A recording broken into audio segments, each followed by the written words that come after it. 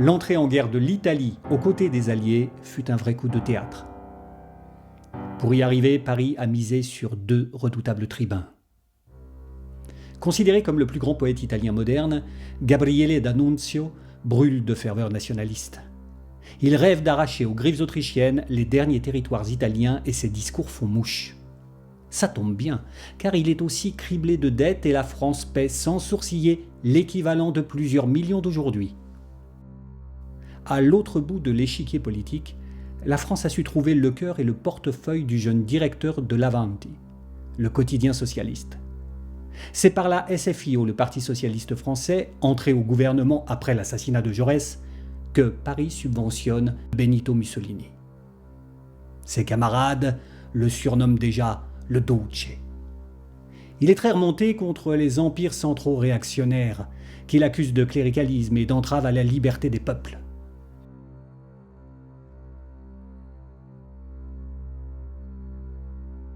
Jadis jeté en prison pour ses activités anticolonialistes, puis déserteur, il s'était réfugié en Suisse, où il a organisé des grèves à Berne et Genève, étudié à Lausanne, tout en dormant sous les ponts.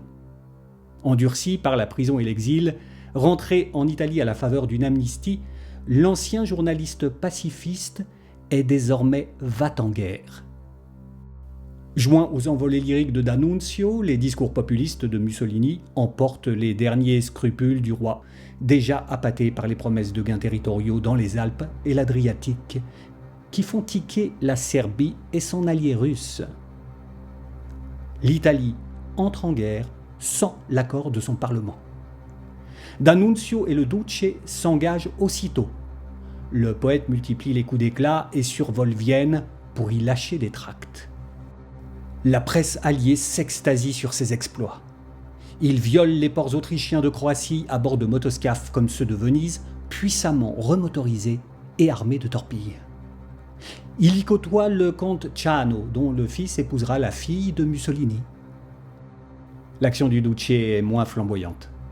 Blessé au front dans les durs combats du Tyrol, l'ancien déserteur est rendu à la vie civile.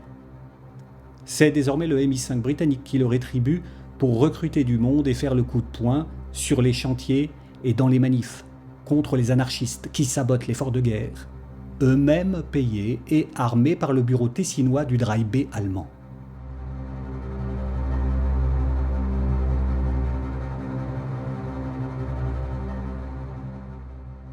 Le dit Dry B est aussi doté d'un Nachrichtenstelle den Orient, dirigé par le fameux baron Max von Oppenheim, qui voit plus que jamais dans le djihad islamique l'arme qui va briser les empires français et britanniques.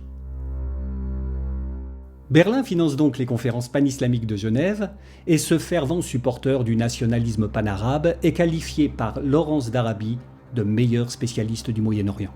Mais pas que. Au-delà du monde arabe, les Indes britanniques sont sa véritable cible. Réfugié en Californie, l'anarchiste hindou Lala Hardayal y est jeté en prison sous la pression de Londres.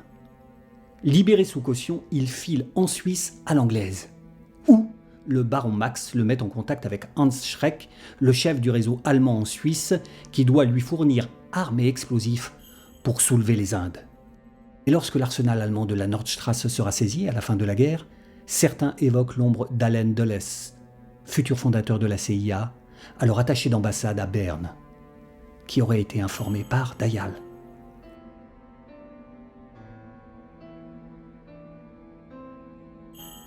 Autres réfugiés à Genève, Krishna Varma et Mahendra Pratap sont à leur tour contactés par le baron Max.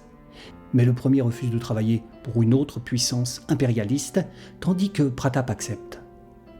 Propulsé président du gouvernement indien en exil par le Comité indien pour l'indépendance, financé par Berlin. Il se voit embarqué aussitôt dans l'expédition germano-turque qui rejoint Wilhelm Wasmus, le Laurens allemand, en Afghanistan. Les lieutenants Niedermayer et von Henting doivent convaincre le Khan Habibullah de chasser les Britanniques, avant d'attaquer les Indes où Pratap déclencherait une rébellion. Prudent, le Khan préfère temporiser, attendant de voir comment tourne la guerre. L'expédition a plus de succès avec les tribus turques djangali vivant sur les champs de pétrole iraniens, mais pas suffisamment pour interrompre les livraisons d'or noir aux Britanniques.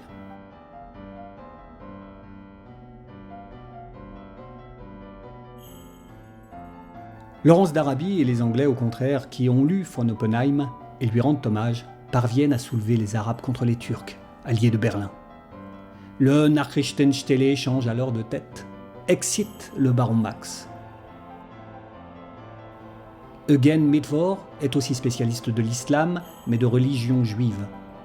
Il se fait assister d'un Suisse, ancien correspondant à Istanbul, Max Rudolf Kaufmann, et de Naum Goldmann, chargé des relations avec le sionisme au ministère allemand des Affaires étrangères. Jusqu'à la fin de la guerre, l'appui de Berlin au sionisme remplace le soutien au djihad.